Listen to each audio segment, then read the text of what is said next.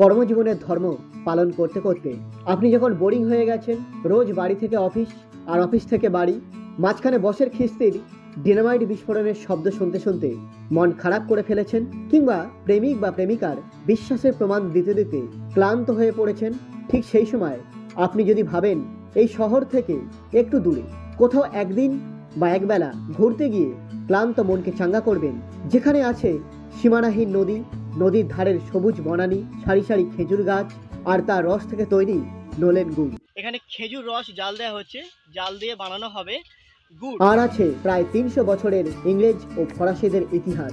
East India company আমলের কেল্লা এখন নদী গর্ভে বিলীন হয়ে গেছে। আর আছে নদীর ধারের মনোরম প্রাকৃতিক দৃশ্য, তাহলে একদিন ঘুরে আসতেই পারেন। সকাল সকাল diamond Harbour. I love diamond Harbour.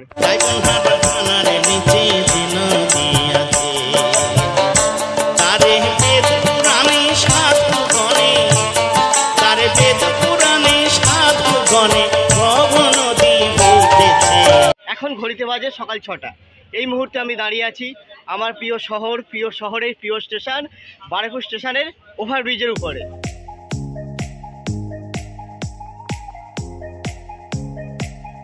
সকালবেলা ডায়মন্ড হারবার লোকাল একেবারে খালি। আমি যে কামরাতে আছি সেই কামরাতে জাস্ট কয়েকজন, 3-4 জন লোক আছে। কুয়াশার চাদরে মোড়া 25শে ডিসেম্বরের সবুজ প্রকৃতি, আর সেই কুয়াশা ভেদ করে ডায়মন্ড হারবার লোকাল ধীরে ধীরে এগিয়ে যাচ্ছে তার গন্তব্যস্থলে। শিয়ালদহের সাউথ সেকশন থেকে ট্রেন ধরে প্রায় 1 ঘন্টা 40 মিনিটে চলে আসা যায় ডায়মন্ড হারবার, দূরত্ব 60 কিমি। এছাড়াও ধর্মতলা থেকে নামখানাগামী বাসে ডায়মন্ড হারবার চলে আসা যায়। খালি কামরা একা একা সফর করতে ভালো লাগলো না, এই জন্য কামরাটা চেঞ্জ করে নিলাম। সকালের সূর্য কুয়াশার চাদরে আচ্ছাদিত, সূর্যও এখন নিস্তেজ। ডায়মন্ড হারবার স্টেশন থেকে নেমেই এই মোড় পড়বে। এই জায়গাটাই হচ্ছে ডায়মন্ড হারবারের প্রাণকেন্দ্র। এখান থেকে বাঁদিকে গেলে পড়বে কেল্লার মাঠ, আর ডান দিকে গেলে আছেন কলেজ। তবে আমি যাব বাম দিকে, কারণ নদীর যে সৌন্দর্যটা সেটা এনজয় করতে গেলে, সেটা উপভোগ করতে গেলে বাঁ দিকেই যেতে হবে। তবে টোটো করে যাওয়ার থেকে হেঁটে যাওয়াই বেস্ট বলে আমার মনে হয়, কারণ তাহলে নদীর যে ভিউটা সেটা দারুণ দেখতে লাগবে আর কি। এটা ডায়মন্ড হারবার ফেরিঘাট। এখান থেকে কুকড়াহাটি পর্যন্ত ফেরি চলাচল করে। কুকড়াহাটি মানে পূর্ব মেদিনীপুরে আছে। ডায়মন্ড হারবার রেল স্টেশনের বাইরে এসে বাঁদিক ধরে কিছুটা হাঁটতে হবে, আর বাঁদিক ধরে কিছুটা হাঁটার পরেই পড়বে নদী, ডায়মন্ড হারবার নদী। এই হলো ডায়মন্ড হারবার নদী, যেটাকে আমরা হুগলি নদী নামে জানি। আর এই এখানে ভেসেল দাঁড়িয়ে রয়েছে, আর এদিকটাতেও ভেসেল আছে। এই ভেসেলটাই কুকড়াহাটির উদ্দেশ্যে যাবে। নদীতে এখন ভাটা চলেছে, এই জন্য নদীর যে তর্জন গর্জন সেটা এখন প্রায় ক্ষীণ। আজকে যাকে আমরা ডায়মন্ড হারবার বলছি, এর আদি নাম ছিল চিংড়িখালি। এই যে ডায়মন্ড হারবার নদী, এই নদীর সঙ্গে অসংখ্য ছোট বড় খাল বা খাঁড়ি সংযুক্ত আছে, যে খালের মাধ্যমে দূরে লোকালয়ে জল যায় কৃষিকাজের জন্য। আজ থেকে বহু বছর আগে সেই খালগুলোতে প্রচুর চিংড়ি মাছ পাওয়া যেত। প্রচুর চিংড়ি মাছ পাওয়া যেত বলে এই অঞ্চলের নাম হয়েছিল চিংড়িখালি। ফেরিঘাট থেকে সামনের দিকে একটু হেঁটে গেলেই পড়বে আই লাভ ডায়মন্ড হারবার। যত বেলা বাড়বে তত এখানে ভিড় হবে, আর আজকে যেহেতু 25শে ডিসেম্বর, তো এখানে ভিড় হবেই হবে। বাট আমি একেবারে আর্লি মর্নিং, ফার্স্ট মর্নিং এসেছি, এজন্য এখানে কিন্তু এখন প্রায় ভিড়ই নেই। আর তখন কিন্তু এই যে আই লাভ বকখালি, যেটা এত সহজে আমি যেখান থেকে ফুটেজ নিতে পারলাম, সেটা কিন্তু তখন এত সহজে পসিবল হবে না, কারণ সেখানে প্রচুর মানুষ সেলফি নেওয়ার জন্য ব্যস্ত হয়ে থাকবে। রাস্তা থেকে আমি একেবারে নিচে নেমে গেছি। এই যে নিচে হচ্ছে নদী, হুগলি নদী, আর ওপরই হচ্ছে মেন রোড। কালের নিয়মে চিংড়িখালি নাম পরিবর্তিত হয়ে নাম হয় হাজিপুর। এই বিবর্তনের পিছনেও একটা ইতিহাস আছে। এখানকার হুগলি নদীর তীরে মছলন্দ পীরের একটা দরগা ছিল। পূর্বে যে সমস্ত মুসলিম ধর্মাবলম্বীরা মক্কায় হজ করতে যেতেন, তারা যাওয়ার আগে এই মছলন্দ পীরের দরগায় বিশ্রাম নিয়ে তারপর জাহাজে উঠতেন।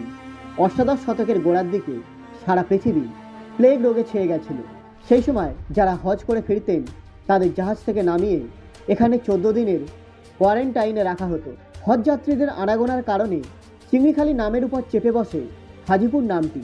এখনও এখানকার কিছু বয়স্ক লোক হাজিপুর নামটি বলতেই বেশি ভালোবাসেন। ডায়মন্ড হারবার। এখান থেকে যাওয়া যায় কলকাতার দিকে, আবার এখান থেকে এই রোডের উপর দিয়ে যেতে হয় বকখালিতে। যেদিক থেকে আমরা এলাম অর্থাৎ স্টেশনের দিক, সেই দিকে রাস্তাটা সোজা কলকাতার দিকে চলে গেছে। আর তার অপোজিটে এই যে রাস্তাটা, এই রাস্তা দিয়ে এখান থেকে যাওয়া যায় আর বকখালি, নামখানা এই জায়গাগুলোতে। নদীর ধার ধরে হেঁটে যেতে বেশ ভালোই লাগছে, বেশ মনোরম পরিবেশ। মানে সকালবেলা নদীর ধার অসাধারণ, তারপরে এই যে কুসুম কুসুম ঠান্ডা হালকা হালকা রোদ, শীতের সকাল। টোটোতে করে আসলে কিন্তু নদীর ধারের এই মজাটা কোনো মতেই নেওয়া যাবে না। আর হাঁটতে হাঁটতে যদি মনে হয় যে একটু বসতে হবে, বসার প্রয়োজন আছে, কোনো সমস্যা নেই।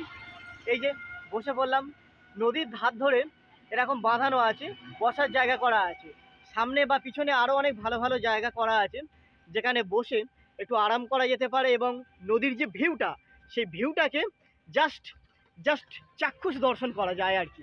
কেল্লার মাঠের দিকে যাওয়ার সময় পড়বে মুক্তাঙ্গর, এই জায়গাতে বসে একটু বিশ্রাম নেওয়া যেতে পারে। এখানকার পরিবেশটা বেশ ভালো, আর সামনেটা বাঁধানো আছে নদীর ধারেতেই। এই হলো কেল্লার মাঠ। কেল্লার মাঠে যেতে গেলে 10 টাকা করে টিকিট আছে। এই কেল্লার মাঠেতে শীতের সময় প্রতিদিনই পিকনিক হয়ে থাকে, আর আজকে হলো 25শে ডিসেম্বর, যার ফলে আরও বেশি করে পিকনিক হচ্ছে এখানে। আর এখানে ছেলেদের এবং মেয়েদের উভয়ের জন্যই টয়লেটে রয়েছে। পিকনিক ছাড়াও যারা এই কেল্লার মাঠেতে ঘুরতে আসবেন, তারা যদি মনে করেন যে কোথায় খাবেন, তাহলে তাদের জন্য কোনো চিন্তা নেই, কারণ এখানে এই মাঠের ভিতরেতেই অস্থায়ীভাবে বিভিন্ন রেস্টুরেন্ট বানানো আছে। আর মাঠ থেকে একটু উপরে উঠলে যে মেন রোডে তো রেস্টুরেন্ট রয়েছে খাবার জন্য। এই অঞ্চলের হাজিপুর নামটি চিরস্থায়ী হয়নি, কারণ বাংলা দখল করার পর ইস্ট ইন্ডিয়া কোম্পানি সব সরকারি নথিপত্রে এই জায়গাকে ডায়মন্ড হারবার বলে চিহ্নিত করেন। তৎকালীন সময়ে এখানে বন্দর ছিল, তাই এটাকে হারবার বলা যেতেই পারে। কিন্তু ডায়মন্ড কিভাবে এলো, এর তেমন কোনো সদুত্তর নেই। তবে বলা হয় যে এই অঞ্চলে আগে প্রচুর লবণ উৎপাদিত হতো। সেই উৎপাদিত লবণ নদী তীরবর্তী অঞ্চলে জড়ো করে রাখা হতো, তাতে সূর্যকিরণ প্রতিফলিত হয়ে হীরের মতো চকচক করত। তাই থেকে এর নাম হয় ডায়মন্ড। নদীর ধারেতে আছে অসংখ্য খেজুর গাছ, আর সেই খেজুর গাছ থেকে রস কেটে এখানে কিন্তু জাল দেওয়া হচ্ছে। আমার পিছনে এই যে এখানে খেজুর রস জাল দেওয়া হচ্ছে, জাল দিয়ে বানানো হবে গুড়। এই যে একটা লম্বা পাত্র, এই লম্বা পাত্রতেই আছে খেজুরের রস, সেটাকে আগুনে জাল দেওয়া হচ্ছে, জাল দিয়ে বানানো হবে গুড়। এই গুড়টা হতে কিন্তু 3 থেকে 4 ঘন্টা সময় লাগবে, আর 3 থেকে 4 ঘন্টা এরকম কন্টিনিউয়াসলি কিন্তু জাল দিতে হবে। আর এটা কিন্তু একেবারে খাঁটি নোলেন গুড়, খাঁটি নোলেন গুড় হচ্ছে। আর দাদা এইগুলো কি করা আছে? আচ্ছা, এই গর্তগুলোতে এর মধ্যে পাটালি জমানো হয়। আচ্ছা, পাটালি কি মাটির উপরেই দেন নাকি এর উপরে কিছু পেতে দেন? আচ্ছা, এই গর্তের ওপরে কাপড় বিছিয়ে দেওয়া হয়, কাপড় বিছিয়ে দিয়ে তার উপরে রস দেওয়া হয়, মানে গুড় দেওয়া হয়, দিয়ে এখানে পাটালি বানানো হয়। এই দেখুন, এখানটায় রস জাল দিয়ে গুড় বানানো হয়ে গেছে। এই যে এই হলো সারি সারি খেজুর গাছ, এই গাছগুলো থেকেই রস কাটা হয়। এই যে ভাঙা কেল্লা, এই ভাঙা কেল্লার সঙ্গে যুক্ত আছে বহু পুরানো একটা ইতিহাস। 1757 খ্রিস্টাব্দে বাংলার নবাব সিরাজউদ্দৌলার পরাজয় ঘটে। এরপর মির্জাফর অবিভক্ত 24 পরগনার জমিদারি রবার্ট ক্লাইভের হাতে তুলে দেন। পরবর্তীকালে ইস্ট ইন্ডিয়া কোম্পানি এখানে একটি বন্দর গড়ে তোলে। নদীপথে নজরদারি করার জন্য এবং সৈন্যদের প্রশিক্ষণ দেওয়ার জন্য এখানে একটি দুর্গ গড়ে তোলে। বর্তমানে রক্ষণাবেক্ষণের অভাবে সেই দুর্গ ধূলিসাৎ হয়ে গিয়ে গঙ্গাগর্ভে হারিয়ে গেছে। আর এই ভাঙাচোরা পোড়া ইটের টুকরোগুলো সেই ইতিহাসকে এখনও বহন করে যাচ্ছে।